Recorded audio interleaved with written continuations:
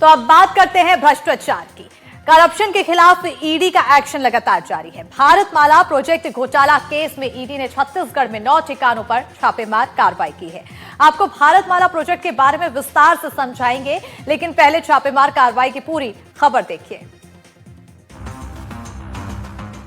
Bharatmala project से जुड़े मुआवजा घोटाले में प्रवर्तन निदेशालय ने बड़ी कार्रवाई की है। ईडी ने सोमवार सुबह छत्तीसगढ़ की राजधानी रायपुर और महासमुंद जिले में एक साथ छापेमारी की। ये कार्रवाई भारतमाला प्रोजेक्ट के तहत भूमि अधिग्रहण में मुआवजा वितरण में अनियमितताओं को लेकर की जा रही है। जानकारी के मुताबिक ईडी की 7 टीमों ने कुल 9 ठिकानों पर रेड की है। भारतमाला प्रोजेक्ट में भ्रष्टाचार मामले में ईडी ने एक बड़ी कार्रवाई करते हुए रायपुर और महासमुंद के अलग अलग ठिकानों पर यह कार्रवाई की है। राजधानी रायपुर के ला विस्टा कॉलोनी में हरमीत खनूजा के आवास पर यह कार्रवाई चल रही है। तस्वीर में देखें कि यहाँ पर सेंट्रल सिक्योरिटी फोर्स से जुड़े हुए जो सुरक्षा में लगे हुए जवान हैं वो यहाँ पर मौजूद हैं। अंदर ईडी की टीम दस्तावेजों को खंगाल रही है। सामने आप देखें तो ये BMW हरमीत खनूजा की खड़ी हुई है, उनके परिवार से जुड़ी हुई खड़ी हुई है। इसके साथ साथ ये कार्रवाई महासमुंद में भी की जा रही है और ये बताया जा रहा है कि ये 9 ठिकानों पर ये कार्रवाई छत्तीसगढ़ में चल रही है, जिसमें राजधानी रायपुर है और इसके अलावा महासमुंद में है। और ये सभी लोग जो हैं हरमीत खनूजा से जुड़े हुए लोग हैं और हरमीत खनूजा के बारे में ये बताया जा रहा है कि ये ज़मीन दलाल हैं, क्योंकि भारतमाला प्रोजेक्ट में जो भ्रष्टाचार हुआ, खासकर रायपुर विशाखापट्टनम इकोनॉमिक कॉरिडोर की जो भूमि अधिग्रहण का मामला था, उसमें बड़े पैमाने पर भ्रष्टाचार किया गया। इधर महासमुंद में मेघ बसंत इलाके में व्यवसायी जसबीर सिंह बग्गा के घर पर ईडी ने छापा मारा। बताया जा रहा है कि टीम ने वित्तीय लेन देन की जानकारी जुटाई है। ये पूरा मामला भारतमाला परियोजना भूमि अधिग्रहण मामले से जुड़ा है। सूत्रों के मुताबिक रायपुर विशाखापट्टनम इकोनॉमिक कॉरिडोर के लिए अधिग्रहित जमीन के मुआवजे में बड़े स्तर पर गड़बड़ी के मामले में ये छापेमारी की गई है। महासमुंद से कृष्णानंद दुबे के साथ रायपुर से जुल्फिकार अली की रिपोर्ट। तो चलिए पहले आपको भारतमाला प्रोजेक्ट के बारे में विस्तार से बताते हैं, फिर घोटाले के बारे में विस्तार से बताएंगे। तो भारतमाला प्रोजेक्ट भारत सरकार की एक बड़ी सड़क परियोजना है। इसका मकसद 550 जिला मुख्यालयों को 4 लेन हाईवे से जोड़ना है। इसका लक्ष्य है माल ढुलाई और आवागमन सुगम करना। फिलहाल इस कॉरिडोर से 40% माल ढुलाई होती है, जिसे 80% तक ले जाने का लक्ष्य है।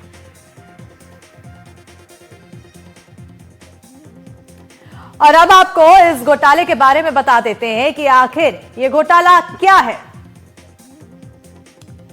तो जमीन अधिग्रहण में 43 करोड़ की धोखाधड़ी का आरोप लगा है, जहां जमीन को टुकड़ों में बांटकर रिकॉर्ड में हेराफेरी का भी आरोप है। NHAI को 78 करोड़ रुपए का गलत भुगतान दिखाने का भी आरोप लगा है। और अब आपको बताते हैं कि यह घोटाला कैसे किया गया है। आरोप है कि SDM पटवारियों जमीन माफिया का सिंडिकेट सक्रिय था। पुरानी तारीखों के दस्तावेज तैयार करने का आरोप है, तो 5 बड़े अधिकारियों पर हेराफेरी का भी आरोप है। अभनपुर के नायक बंधा उर्ला गांवों में हेरफेर की गई है। फर्जी दस्तावेज से जमीनों को 159 प्लॉट में बांटने का आरोप लगा है। टुकड़े करने से जमीन की कीमत 29.5 करोड़ से 78 करोड़ हो गई।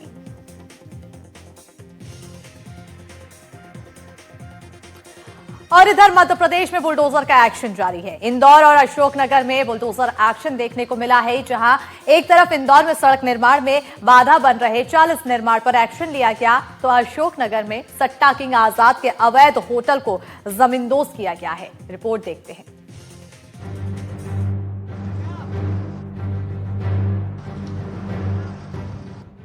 मध्य प्रदेश में 2 शहरों में बुलडोजर एक्शन हुआ है। इंदौर और अशोकनगर में प्रशासन का बुलडोजर गरजा है।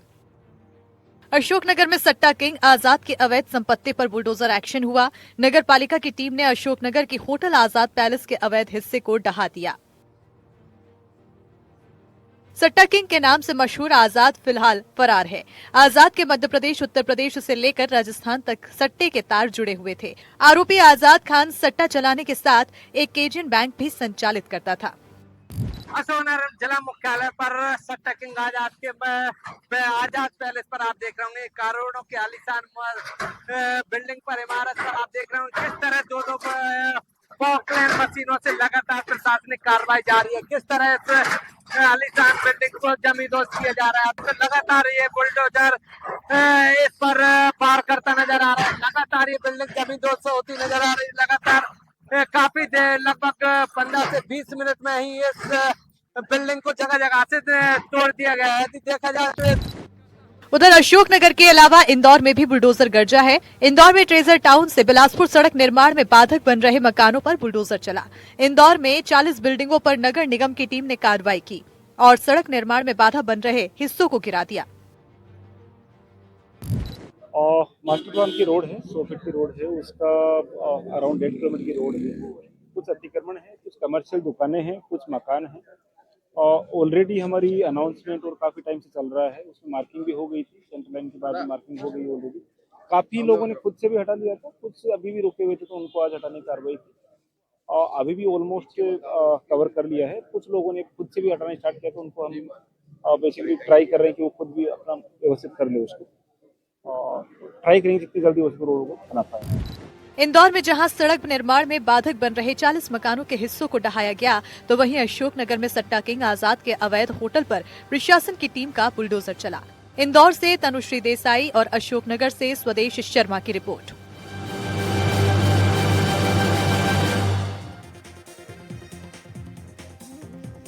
कहते हैं हाउसिंग फॉर ऑल, यानी हर गरीब के सिर पर पक्की छत। लेकिन मध्य प्रदेश में गरीबों के आशियानों का सपना कई जगह सपना ही रह गया है।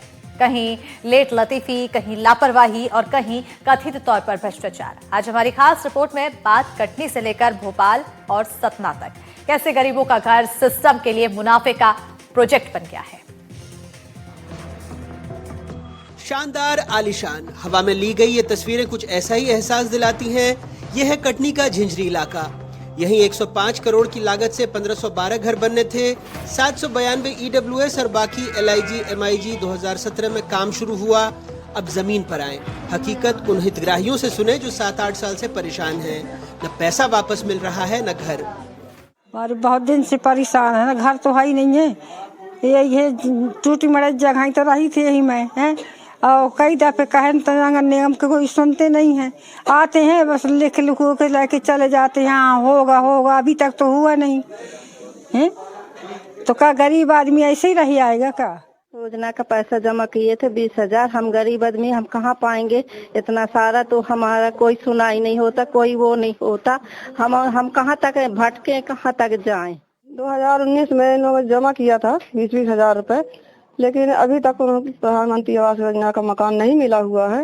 ये बहुत परेशान है, नगर निगम के चक्कर काट काट के परेशान है। हितग्राही बहुत हमारे यहाँ के वार्ड के परेशान है। आपको लग रहा होगा सिर्फ निर्माण में देरी हुई है, ये एक पक्ष है, लेकिन दूसरा बहुत स्याह है।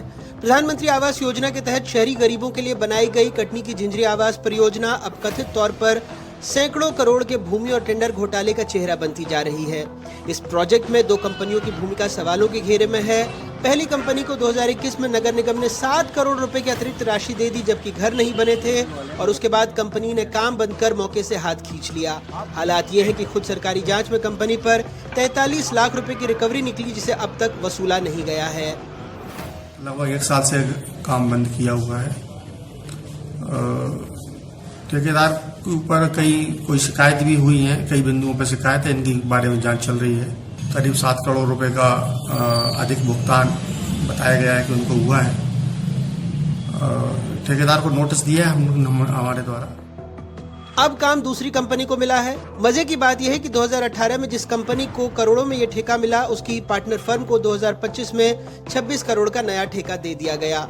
आरोप है कि हाईवे से लगी करोड़ों की जमीन को जानबूझकर कम कीमत पर आंका गया, बिना ठेका रद्द किए नया टेंडर निकाला गया और फिर एक शून्य टर्नओवर वाली कंपनी को दे दिया गया। आरोप ये भी है कि टेंडर से पहले ही गोपनीय दस्तावेज लीक हो गए, जिससे प्रतिस्पर्धा खत्म हो गई। आरोप ये भी लगे हैं कि 100 करोड़ से ज्यादा की कीमती जमीन के लिए रिजर्व प्राइस रखी गई थी 25 करोड़ 77 लाख रुपए, बोली लगी 25 करोड़ 78 लाख रुपए की। अंतर सिर्फ 1,01,000 रुपए का, यानी 0.0039%। मामले में हितों के टकराव, नियमों की अनदेखी और LOI में पक्षपात के आरोप लगे हैं और पूरी शिकायत अब EOW के पास लंबित है। प्रशासन जांच की बात कह रहा है, कंपनी सारे आरोपों को नकार रही है। शिकायत प्राप्त हुई है, वो शिकायत का परीक्षण भी कराया जा रहा है। हमारे द्वारा हमें प्राप्त हुई शिकायत संचालनालय से, उसमें जांच प्रतिवेदन तैयार करके भेजा जाएगा। प्रारंभिक परीक्षण में ये सामने आया है कि सारी कार्रवाई विधिवत की गई है, परंतु अभी भी परीक्षण कराया जा रहा है। अन्य कोई बिंदु आते हैं तो उसको भी जांच प्रतिवेदन में उल्लेख करके भेजा जाएगा। जी, आरोप सारे गलत हैं। हमने नगर निगम कटनी के साथ एसोटेक वेंचर ग्रुप ने डेवलपमेंट का एक एग्रीमेंट साइन किया था और PPP मॉडल के तहत जो प्रोजेक्ट पिछले 6 सालों से बंद था उसको वापस उजागर करने का काम कर रही है। एसोटेक ग्रुप 30 साल से भारतवर्ष में 7 राज्य में काम कर रहा है, तो ये बोलना कि एक्सपीरियंस नहीं है बिल्कुल गलत है। जितने भी आरोप लगाए जा रहे हैं वो बिल्कुल निराधार हैं, कोई उसमें फैक्ट्स नहीं है। जहाँ तक एसोटेक वेंचर ग्रुप की बात है तो हम जो प्रोजेक्ट झिंझरी और कटनी को बदनाम कर रहा था उस प्रोजेक्ट को लाइव कर रहे हैं। हम लोगों को अच्छे घर बना के दे रहे हैं और सुविधाएं दे रहे हैं। बात अकेले कटनी की नहीं, राजधानी भोपाल में प्रधानमंत्री आवास योजना के तहत हाउसिंग प्रोजेक्ट अधूरे हैं। हालात ये हैं कि जो घर 2 साल में मिलना था वो आज 6 साल बाद भी लोगों को नहीं मिल पाया है। अब नगर निगम से घर लेने वाली दोहरी मार झेल रहे हैं। घर तो मिला नहीं, लोन की किश्त और किराया दोनों देना पड़ रहा है। लोन पे है भैया, अपनी इतनी सैलरी तो है नहीं कि हम इकट्ठे ले ले।